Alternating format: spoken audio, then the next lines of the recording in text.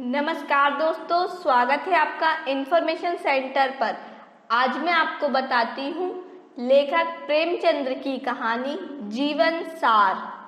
मेरा जीवन सपाट समतल मैदान है जिसमें कहीं कहीं गड्ढे तो हैं, पर टीलों, पर्वतों, घने जंगलों, गहरी घाटियों और खंडहरों का स्थान नहीं है। जो सज्जन पहाड़ों की सैर के शौकीन हैं उन्हें तो यहाँ निराशा ही होगी। मेरा जन्म संवत 1967 में हुआ। पिता डाकखाने में क्लर्क थे, माता मरीज, एक बड़ी बहन भी थी। उस समय पिताजी शायद 20 रुपए पाते थे। 40 रुपए तक पहुँचते पहुँचते उनकी मृत्यु हो गई।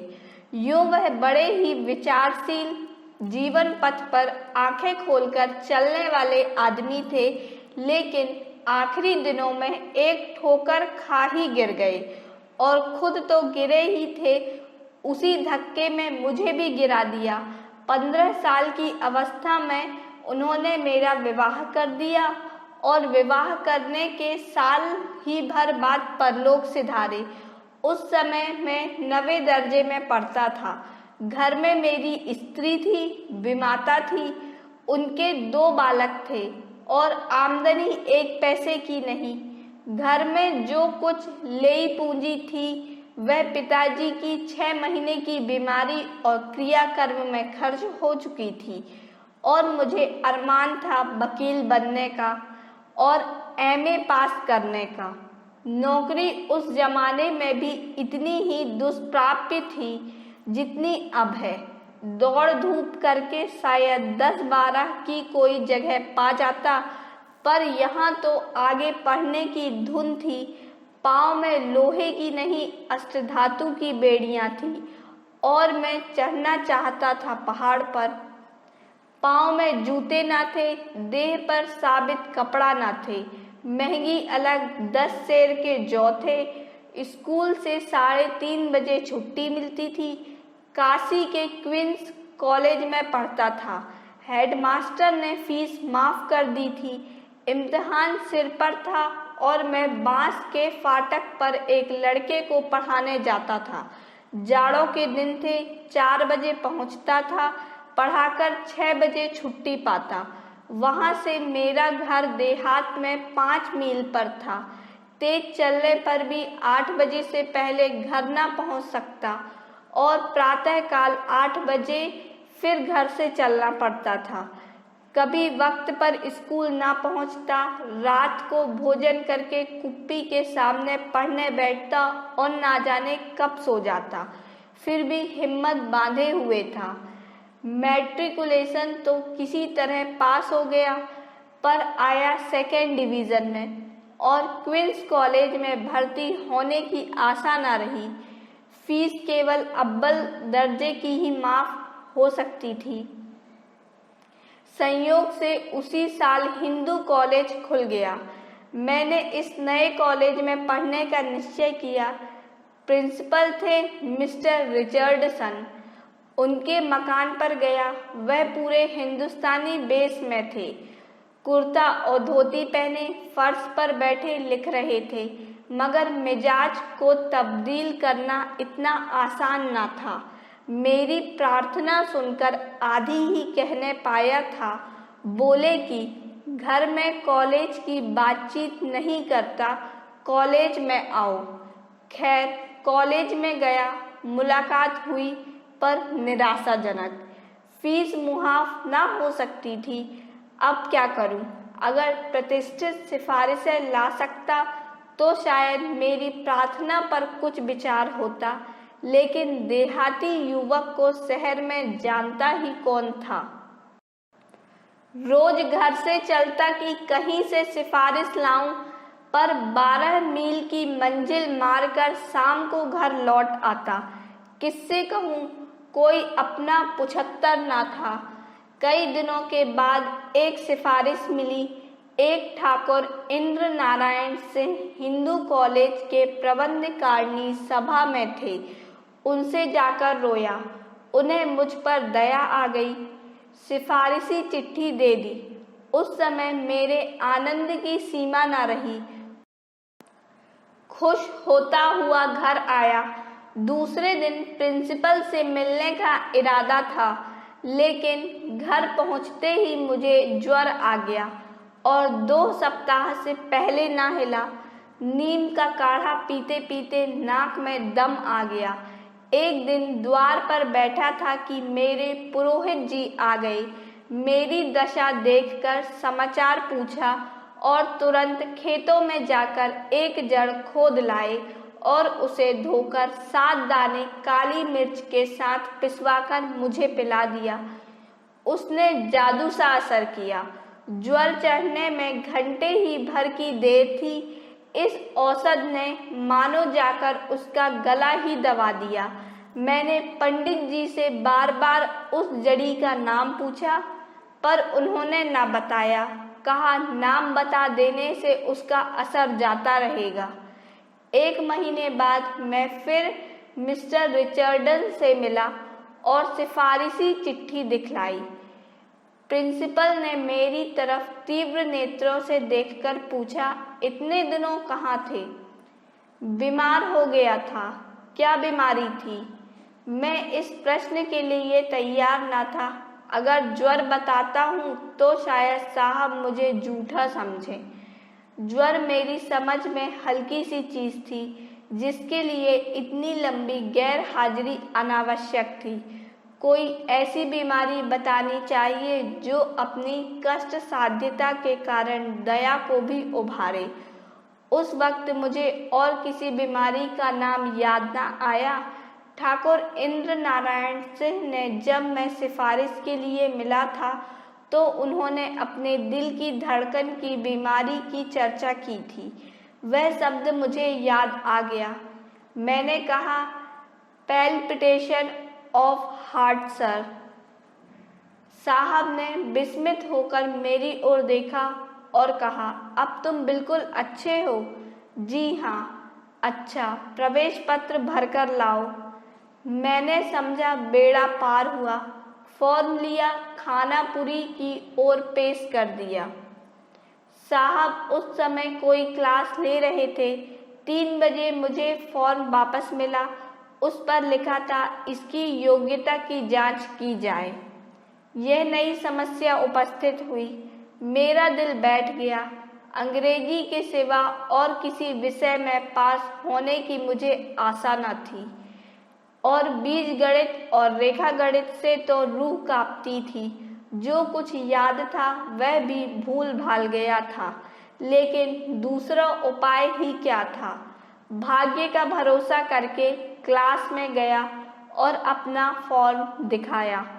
प्रोफेसर साहब बंगाली थे, अंग्रेजी पढ़ा रहे थे। वॉशिंगटन इरविंग का रिपीमॉन विंकिल था। मैं पीछे की कतार में जाकर बैठ गया और 2 ही 4 मिनट में मुझे ज्ञात हो गया कि प्रोफेसर साहब अपने विषय के ज्ञाता हैं। घंटा समाप्त होने पर उन्होंने आज के पाठ पर मुझसे कई प्रश्न किए और फॉर्म पर संतोषजनक लिख दिया। दूसरा घंटा बीजगणित का था। इसके प्रोफेसर भी बंगाली थे। मैंने अपना फॉर्म दिखाया। नई संस्थाओं मंच प्रायः वही छात्र आते हैं जिन्हें कहीं जगह नहीं मिलती। यहाँ भी यही हाल था। क्लासों में अयोग्य छात्र भरे हुए थे। पहले रेले में जो आया वह भर्ती हो गया।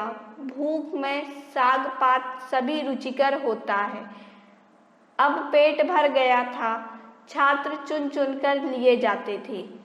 इन प्रोफेसर साहब ने गणित में मेरी परीक्षा ली और मैं फेल हो गया। फॉर्म पर गणित के खाने में असंतोषजनक लिख दिया। मैं इतना हताश हुआ कि फॉर्म लेकर फिर प्रिंसिपल के पास ना गया, सीधा घर चला आया। गणित मेरे लिए गौरी शंकर की चोटी थी, कभी उस पर ना चढ़ सका। इंटरमीडिएट में 2 बार गणित में फेल हुआ और निराश होकर इम्तिहान देना छोड़ दिया। 10-12 साल के बाद जब गणित की परीक्षा में अख्तियारी हो गई, तब मैंने दूसरे विषय लेकर उसे आसानी से पास कर लिया। उस समय तक यूनिवर्सिटी के इस नियम ने कितने युवकों की आकांक्षाओं का खून किया, कौन कह सकता है।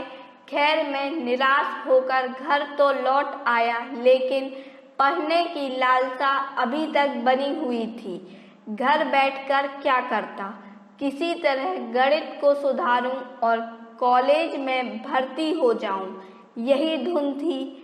इसके लिए शहर में रहना जरूरी था। संयोग से एक वकील साहब के लड़कों को पढ़ाने का काम मिल गया। 5 रुपए वेतन ठहरा। मैंने 2 रुपए में अपना गुजर करके 3 रुपए घर पर देने का निश्चय किया। वकील साहब के अस्तबल के ऊपर एक छोटी सी कच्ची कोठरी थी, उसी में रहने की आज्ञा ले ली। एक टाट का टुकड़ा बिछा दिया, बाजार से एक छोटा सा लैंप लाया और शहर में रहने लगा। घर से कुछ बर्तन भी लाया। एक वक्त खिचड़ी पका लेता और बर्तन धो मांज कर लाइब्रेरी चला जाता। गणित तो बहाना था, उपन्यास आदि पढ़ा करता। पंडित रतननाथ दर का फसाना ए आजाद उन्हीं दिनों पढ़ा। चंद्रकांता संतति भी पढ़ी। बंकिम बाबू के उर्दू अनुवाद जितने पुस्तकालय में मिले सब पढ़ डाले। जिन वकील साहब के लड़कों को पढ़ाता था, उनके साले मेरे साथ मैट्रिकुलेशन में पढ़ते थे। उन्हीं की सिफारिश से मुझे यह पद मिला था। उनसे दोस्ती थी, इसलिए जब जरूरत होती पैसे उधार ले लिया करता था। वेतन मिलने पर हिसाब हो जाता था। कभी 2 रुपए हाथ आते, कभी 3। जिस दिन वेतन के 2-3 रुपए मिलते, मेरा संयम हाथ से निकल जाता। प्यासी तृष्णा हलवाई की दुकान की ओर खींच ले जाती। 2-3 आने पैसे खाकर ही उठता। उसी दिन घर जाता और 2-2.5 रुपए दे आता। दूसरे दिन से फिर उधार लेना शुरू कर देता, लेकिन कभी कभी उधार मांगने में भी संकोच होता और दिन का दिन निहारा व्रत रखना पड़ जाता। इस तरह 4-5 महीने बीते। इस बीच एक बजाज से 2-2.5 रुपए के कपड़े लिए थे। रोज उधर से निकलता था। उसे मुझ पर विश्वास हो गया था। जब महीने 2 महीने निकल गए और मैं रुपए ना चुका सका, तो मैंने उधार से निकलना छोड़ दिया। चक्कर देकर निकल जाता। 3 साल बाद उसके रुपए अदा कर सका। उसी जमाने में शहर का एक बेलदार मुझसे हिंदी पढ़ने आया करता था। वकील साहब के पिछवाड़े उसका मकान था। जान लो भैया उसका सकून तकिया था। हम लोग उसे जान लो भैया ही कहा करते थे। एक बार मैंने उससे भी 8 आने पैसे उधार लिए थे। वह पैसे उसने मुझसे मेरे घर गांव में जाकर 5 साल बाद वसूल किए। मेरी अब भी पढ़ने की इच्छा थी, लेकिन दिन दिन निराश होता जाता था। जी चाहता था कहीं नौकरी कर लूं, पर नौकरी कैसे मिलती और कहाँ मिलती यह ना जानता था। जाड़ों के दिन थे, पास एक कौड़ी ना थी। 2 दिन एक पैसे का चबेना खाकर काटे थे। मेरे महाजन ने उधार देने से इनकार कर दिया था, या संकोचवश मैं उससे मांग कर ना सका। चिराग जल चुके थे। मैं एक बुकसेलर की दुकान पर एक किताब बेचने गया था। चक्रवर्ती गणित की कुंजी थी। 2 साल हुए खरीदी थी। अब तक उसे बड़े जतन से रखे हुए था, पर आज चारों ओर से निराश होकर मैंने उसे बेचने का निश्चय किया। किताब 2 रुपए की थी, लेकिन एक पर सौदा ठीक हुआ। मैं रुपए लेकर दुकान से उतरा ही था कि एक बड़ी बड़ी मूंछों वाले सौम्य पुरुष ने, जो उस दुकान पर बैठे हुए थे, मुझसे पूछा, तुम कहाँ पढ़ते हो? मैंने कहा, पढ़ता तो कहीं नहीं हूँ, पर आशा करता हूँ कि कहीं नाम लिखा लूँगा। मैट्रिकुलेशन पास हो? जी हाँ। नौकरी करने की इच्छा तो नहीं है? नौकरी कहीं मिलती ही नहीं। वह सज्जन एक छोटे से स्कूल के हेडमास्टर थे। इन्हें एक सरकारी अध्यापक की जरूरत थी। 18 रुपये वेतन था। मैंने स्वीकार कर लिया। 18 रुपये उस जमाने मेरी निराशा व्यथित कल्पना की ऊंची से ऊंची उड़ान से भी ऊपर थे। मैं दूसरे दिन हेडमास्टर साहब से मिलने का वादा करके चला तो पांव जमीन पर ना पड़ते थे। यह सन 1899 की बात है। परिस्थितियों का सामना करने को तैयार था और गणित में अटक न जाता तो अवश्य आगे जाता। पर सबसे कठिन परिस्थिति यूनिवर्सिटी की मनोविज्ञान शून्यता थी, जो उस समय और उसके कई साल बाद तक उस डाकू का सा व्यवहार करती थी, जो छोटे बड़े सभी को एक ही खाट पर सुलाता है। मैंने पहले पहल 1907 में गल्फें लिखने शुरू की। डॉक्टर रविंद्रनाथ की कई गल्फें मैंने अंग्रेजी में पढ़ी थी और उनका उर्दू अनुवाद उर्दू पत्रिकाओं में छपवाया था। उपन्यास तो मैंने 1901 से ही लिखना शुरू किया।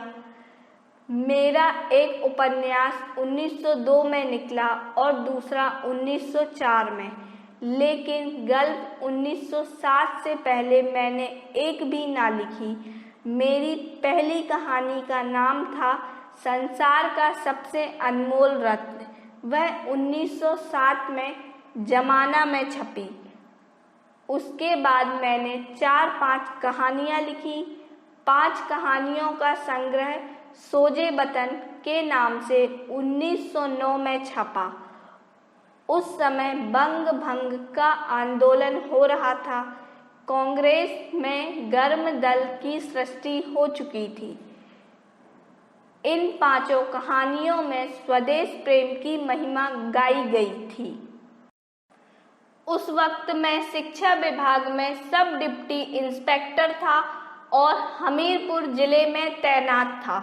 पुस्तक को छपे 6 महीने हो चुके थे। एक दिन मैं रात को अपनी रावटी में बैठा हुआ था कि मेरे नाम जिलाधीश का परवाना पहुंचा कि मुझसे तुरंत मिलो। जाड़ों के दिन थे, साहब दौरे पर थे। मैंने बैलगाड़ी जुतवाई और रातों रात 30-40 मील तय करके दूसरे दिन साहब से मिला। साहब के सामने सोजे वतन की एक प्रति रखी हुई थी। मेरा माथा ठनका। उस वक्त मैं नवाब राय के नाम से लिखा करता था। मुझे इसका कुछ पता मिल चुका था कि खुफिया पुलिस इस खिलाफ के लेखक की खोज में है। समझ गया उन लोगों ने मुझे खोज निकाला और इसी की जवाबदेही करने के लिए मुझे बुलाया गया है। साहब ने मुझसे पूछा, यह पुस्तक तुमने लिखी है? मैंने स्वीकार किया। साहब ने मुझसे एक कहानी का आशय पूछा और अंत में बिगड़कर बोले, तुम्हारी कहानियों में सिडिशन भरा हुआ है। अपने भाग्य को बखानो कि अंग्रेजी अमलदारी में हो। मुगलों का राज्य होता तो तुम्हारे दोनों हाथ काट लिए जाते। तुम्हारी कहानियाँ एकांगी हैं। तुमने अंग्रेजी सरकार की तौहीन की है आदि। फैसला यह हुआ कि मैं सोजे वतन की सारी प्रतियां सरकार के हवाले कर दूं और साहब की अनुमति के बिना कभी कुछ ना लिखूं। मैंने समझा चलो सस्ता छूटे। 1000 प्रतियां छपी थी। अभी मुश्किल से 300 बिकी थी। 700 प्रतियां मैंने जमाना कार्यालय से मंगवाकर साहब की सेवा में अर्पण कर दी। मैंने समझा था बला टल गई, किंतु अधिकारियों को इतनी आसानी से संतोष ना हो सका। मुझे बाद को मालूम हुआ कि साहब ने इस विषय में जिले के अन्य कर्मचारियों से परामर्श किया। सुपरिटेंडेंट पुलिस, 2 डिप्टी कलेक्टर और डिप्टी इंस्पेक्टर जिनका मैं मातहत था, मेरी तकदीर का फैसला करने बैठे। एक डिप्टी कलेक्टर साहब ने गल्फों से उद्धरण निकालकर सिद्ध किया कि मैं इनमें आदि से अंत तक सिडिशन के सिवा और कुछ नहीं है, और सिडिशन भी साधारण नहीं बल्कि संक्रामक। पुलिस के देवता ने कहा, ऐसे खतरनाक आदमी को जरूर सख्त सजा देनी चाहिए। डिप्टी इंस्पेक्टर साहब मुझसे बहुत स्नेह करते थे, इस भय से कि कहीं मुआमला तूल ना पकड़ ले। उन्होंने यह प्रस्ताव किया कि वह मित्र भाव से मेरे राजनीतिक विचारों की थाह लें और उस कमेटी में रिपोर्ट पेश करें। उनका विचार था कि मुझे समझा दे और रिपोर्ट में लिख दे कि लेखक केवल कलम का उग्र है और राजनीतिक आंदोलन से उसका कोई संबंध नहीं है। कमेटी ने उनके प्रस्ताव को स्वीकार किया। हालांकि पुलिस के देवता उस वक्त भी पैतले बदलते रहे।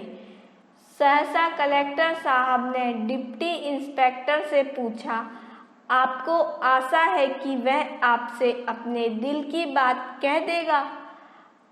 आप मित्र बनकर उसका भेद लेना चाहते हैं, यह तो मुखबिरी है। मैं इसे कमीनापन समझता हूँ। डिप्टी साहब अप्रभित होकर हकलाते हुए बोले, मैं तो हुजूर के हुक्म। साहब ने बात काटी नहीं, यह मेरा हुक्म नहीं है। मैं ऐसा हुक्म नहीं देना चाहता। अगर पुस्तक के लेखक का सिडिशन साबित हो सके तो खुली अदालत में मुकदमा चलाइए, नहीं धमकी देकर छोड़ दीजिए। मुंह में राम बगल में छुरी मुझे पसंद नहीं। जब यह वृतांत डिप्टी इंस्पेक्टर साहब ने कई दिन पीछे खुद मुझसे कहा तो मैंने पूछा, क्या आप सचमुच मेरी मुखबिरी करते? वह हंसकर बोले, असंभव। कोई लाख रुपए भी देता तो ना करता। मैं तो केवल अदालती कार्रवाई रोकना चाहता था और वह रुक गई। मुकदमा अदालत में आता तो सजा हो जाना यकीनी था। यहाँ आपकी पैरवी करने वाला भी कोई ना मिलता। मगर साहब है शरीफ आदमी। मैंने स्वीकार किया, बहुत ही शरीफ। मैं हमीरपुर ही में था कि मुझे पेचिश की शिकायत पैदा हो गई। गर्मी के दिनों में देहातों में कोई हरी तरकारी मिलती ना थी। एक बार कई दिन तक लगातार सूखी घुइयाँ खानी पड़ी। यूँ मैं घुइयों को बिच्छू समझता हूँ और तब भी समझता था, लेकिन ना जाने क्यों कर यह धारणा मन में हो गई कि अजवाइन से घुइयाँ का बादीपन जाता रहता है। खूब अजवाइन खा लिया करता। 10-12 दिन तक किसी तरह का कष्ट ना हुआ। मैंने समझा शायद बुंदेलखंड की पहाड़ी जलवायु ने मेरी दुर्बल पाचन शक्ति को तीव्र कर दिया, लेकिन एक दिन पेट में दर्द हुआ और सारे दिन में मछली की भांति तड़पता रहा। फाकियाँ लगाई मगर दर्द ना कम हुआ। दूसरे दिन से पेचिश हो गई। मल के साथ आव आने लगा, लेकिन दर्द जाता रहा। 1 महीना बीत चुका था। मैं एक कस्बे में पहुंचा तो वहां के थानेदार साहब ने मुझसे थाने में ही ठहरने और भोजन करने का आग्रह किया। कई दिन से मूंग की दाल खाते और पथ्य करते करते ऊब उठा था। सोचा क्या हरज है, आज यहीं ठहरो, भोजन तो स्वादिष्ट मिलेगा। थाने में ही अड्डा जमा दिया। दरोगा जी ने जमीकंद का सालन पकवाया, पकौड़ियाँ, दही बड़े, पुलाव। मैंने एहतियात से खाया। जमीकंद तो मैंने केवल 2 फांके खाई, लेकिन खा पी कर जब थाने के सामने दरोगा जी के फूस के बगले में लेटा तो 2-2.5 घंटे के बाद पेट में फिर दर्द होने लगा। सारी रात और अगले दिन भर कराहता रहा। सोडे की 2 बोतलें पीने के बाद के हुई तो जाकर चैन मिला। मुझे विश्वास हो गया यह जमीकंद की कारस्तानी है। घुइयां से पहले मेरी कुट्टी हो चुकी थी, अब जमीकंद से भी बैर हो गया। तब से इन दोनों चीज़ों की सूरत देखकर मैं काँप जाता हूँ। दर्द तो फिर जाता रहा, पर पेचिस ने अड्डा जमा दिया। पेट में 24 घंटे तनाव बना रहता। अफरा हुआ करता। संयम के साथ 4-5 मील टहलने जाता, व्यायाम करता, पथ्य से भोजन करता, कोई न कोई औषधि भी खाया करता, किंतु पेचिस टलने का नाम न लेती थी और देह भी घुलती जाती थी। कई बार कानपुर आकर दवा कराई। एक बार महीने भर प्रयाग में डॉक्टरी और आयुर्वेदिक औषधियों का सेवन किया, पर कोई फायदा नहीं। तब मैंने तबादला कराया। चाहता था रोहेलखंड पर पटका गया बस्ती के जिले में, और हल्का वह मिला जो नेपाल की तराई है। सौभाग्य से वही मेरा परिचय स्वर्गीय पंडित मनन द्विवेदी गजपुरी से हुआ, जो डोमरियागंज में तहसीलदार थे। कभी कभी उनके साथ साहित्य चर्चा हो जाती थी, लेकिन यहाँ आकर पेचिस और बढ़ गई। तब मैंने 6 महीने की छुट्टी ली और लखनऊ के मेडिकल कॉलेज से निराश होकर काशी के एक हकीम से इलाज कराने लगा। 3-4 महीने बाद कुछ थोड़ा सा फायदा तो मालूम हुआ, पर बीमारी जड़ से ना गई। जब फिर बस्ती में पहुंचा तो वही हालत हो गई। तब मैंने दौरे की नौकरी छोड़ दी और बस्ती हाई स्कूल में स्कूल मास्टर हो गया। फिर वहां से तब्दील होकर गोरखपुर पहुंचा। पेचिस पूर्ववत जारू रही। यहाँ मेरा परिचय महावीर प्रसाद जी पौछार से हुआ, जो साहित्य के मर्मज्ञ, राष्ट्र के सच्चे सेवक और बड़े ही उद्योगी पुरुष हैं। मैंने बस्ती से ही सरस्वती में कई गल्पें छपवाई थी। पौदारजी की प्रेरणा से मैंने फिर उपन्यास लिखा और सेवा सदन की सृष्टि हुई। वहीं मैंने प्राइवेट B.Ed भी पास किया। सेवा सदन का जो आदर हुआ, उससे उत्साहित होकर मैंने प्रेमाश्रम लिख डाला और गल्पें भी बराबर लिखता रहा। कुछ मित्रों की, विशेषकर पौदार जी की सलाह से मैंने जल चिकित्सा आरंभ की, लेकिन 3-4 महीने के स्नान और पथ्य का मेरे दुर्भाग्य से यह परिणाम हुआ कि मेरा पेट बढ़ गया और मुझे रास्ता चलने में भी दुर्बलता मालूम होने लगी। एक बार कई मित्रों के साथ मुझे एक जीने पर चढ़ने का अवसर पड़ा और लोग धड़धड़ाते हुए चले गए, पर मेरे पांव ही ना उठते थे। बड़ी मुश्किल से हाथों का सहारा लेते हुए ऊपर पहुंचा। उसी दिन मुझे अपनी कमजोरी का यथार्थ ज्ञान हुआ। समझ गया अब थोड़े दिनों का और मेहमान हूँ। जल चिकित्सा बंद कर दी। एक दिन संध्या समय उर्दू बाजार में श्री दशरथ प्रसाद जी द्विवेदी, संपादक, स्वदेश से मेरी भेंट हो गई। कभी कभी उनसे भी साहित्य चर्चा होती रहती थी। उन्होंने मेरी पीली सूरत देखकर खेत के साथ कहा, बाबूजी आप तो बिल्कुल पीले पड़ गए हैं, कोई इलाज कराइए। मुझे अपनी बीमारी का जिक्र बुरा लगता था। मैं भूल जाना चाहता था कि मैं बीमार हूँ। जब 2-4 महीने का जिंदगी से नाता है तो क्यों ना हंसकर मरूं। मैंने चिढ़कर कहा, मर ही तो जाऊंगा भाई, या और कुछ। मैं मौत का स्वागत करने को तैयार हूँ। द्विवेदी जी बेचारे लज्जित हो गए। मुझे पीछे से अपनी उग्रता पर बड़ा खेद हुआ। यह 1921 की बात है। असहयोग आंदोलन जोरों पर था। जलियांवाला बाग का हत्याकांड हो चुका था। उन्हीं दिनों महात्मा गांधी ने गोरखपुर का दौरा किया। गाजी मियां के मैदान में ऊंचा प्लेटफॉर्म तैयार किया गया। 2 लाख से कम जमाव न था। क्या शहर क्या देहात, श्रद्धालु जनता दौड़ी चली आती थी। ऐसा समारोह मैंने अपने जीवन में कभी ना देखा था।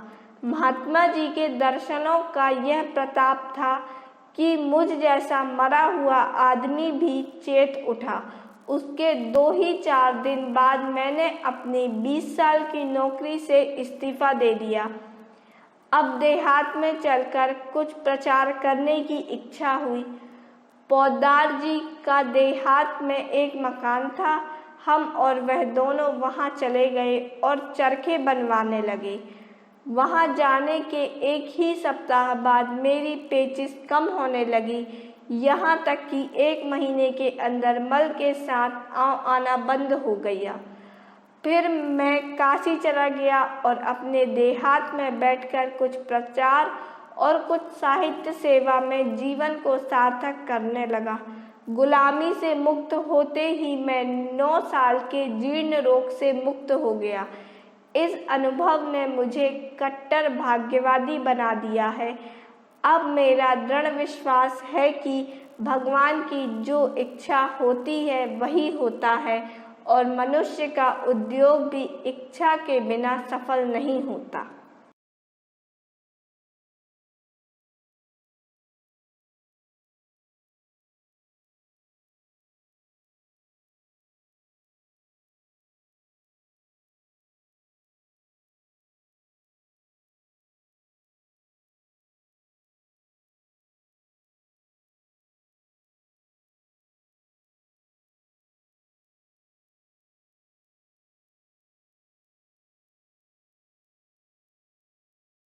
हमारे इस वीडियो को एंड तक देखने के लिए आपका बहुत बहुत धन्यवाद।